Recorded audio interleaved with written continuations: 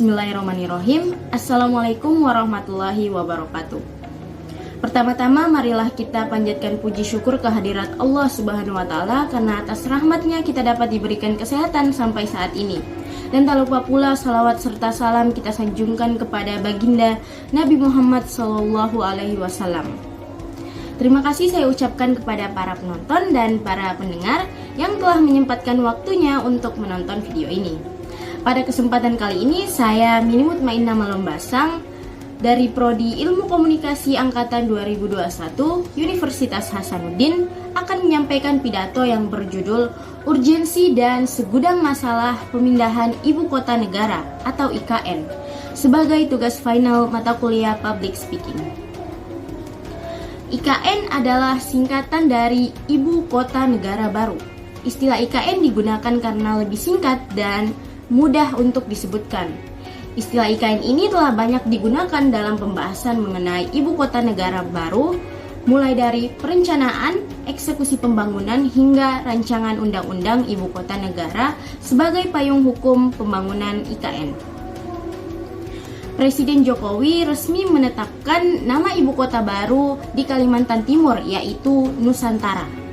Nah, alasannya karena Nusantara sudah dikenal sejak dulu dan ikonik di internasional serta menggambarkan kenusantaraan Republik Indonesia.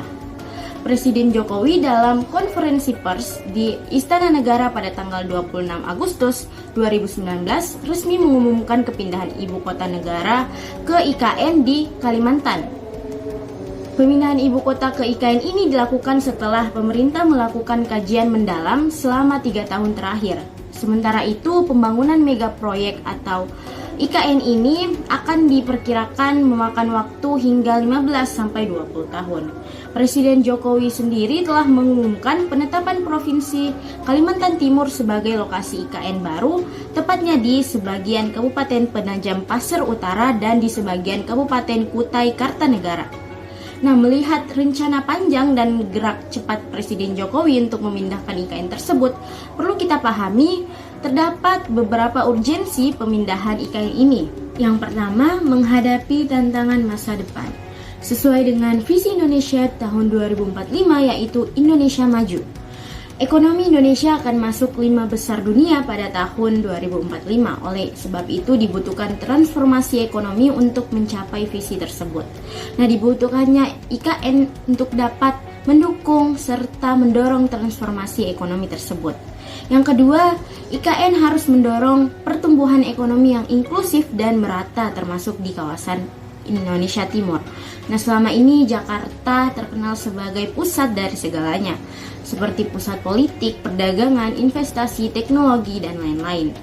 Nah, pembangunan Indonesia hanya tersentralisasi di Jakarta dan Pulau Jawa. Oleh sebab itu, IKN baru diharapkan dapat menciptakan pusat pertumbuhan ekonomi baru dan memaksimalkan potensi sumber daya daerah. Yang ketiga, kondisi objektif Jakarta yang tidak cocok lagi sebagai IKN.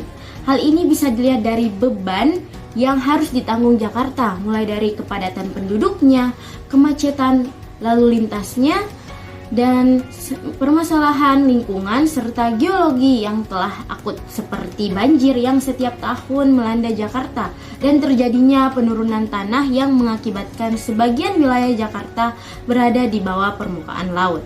Kemudian dalam proses pemindahan IKN ini memunculkan segudang masalah, baik itu bagi pemerintah itu sendiri, bagi masyarakat maupun bagi lingkungan. Nah, masalah yang pertama yaitu pemindahan IKN dianggap direncanakan tanpa mempertimbangkan lingkungan.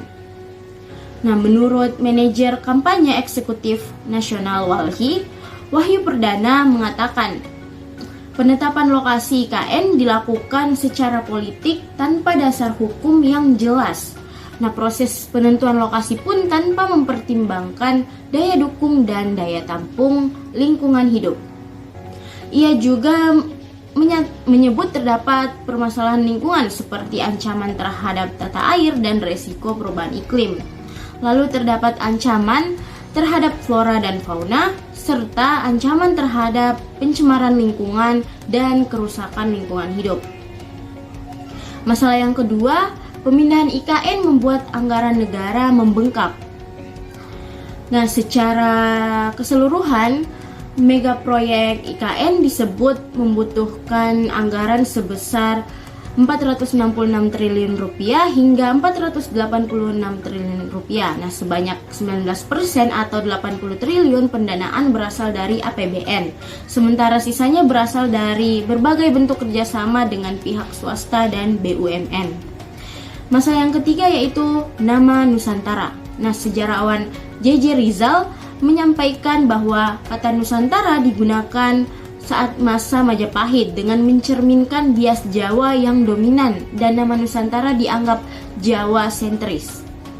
Yang keempat, naskah akademik rancangan undang-undang IKN yang dinilai berkualitas rendah. Nah, menurut pakar hukum tata negara Ferry Amsari, naskah akademik RUU IKN memiliki kualitas yang lebih rendah ketimbang skripsi mahasiswa jenjang strata 1 karena naskah akademik itu tidak memuat penjelasan filosofis sampai sosiologis. Nah, masalah yang kelima, pemindahan IKN akan berpotensi menambah sengketa lahan. Aliansi Masyarakat Adat Nusantara mengungkapkan pemindahan IKN akan berpotensi menambah sengketa lahan dan konflik yang ada di masyarakat Penajam Pasir Utara dan Kutai Kartanegara, khususnya pada masyarakat adat, karena dipicu oleh pembukaan lahan di kawasan IKN. Pada 2019 telah terjadi tumpang tindih lahan di kawasan IKN. Tumpang tindih ini menyebabkan sengketa lahan dan konflik di lahan seluas 30.000 hektar milik 13 komunitas masyarakat adat. Nah, pemindahan IKN dari Jakarta ke Kalimantan tentunya membawa pro dan kontra.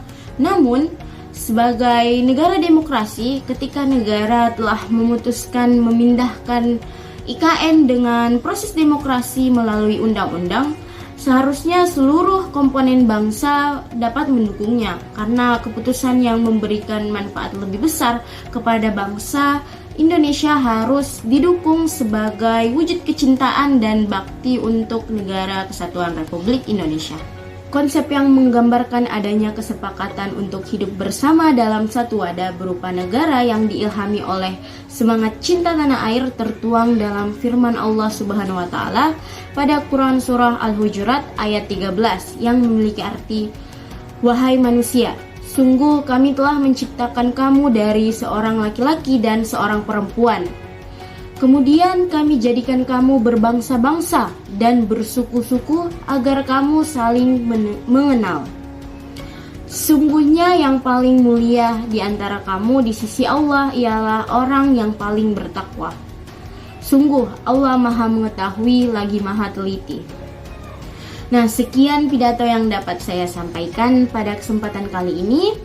Saya berharap pidato ini dapat memberikan manfaat bagi para penonton dan para pendengar. Saya ucapkan terima kasih. Wabillahi taufik wal hidayah. Wassalamualaikum warahmatullahi wabarakatuh.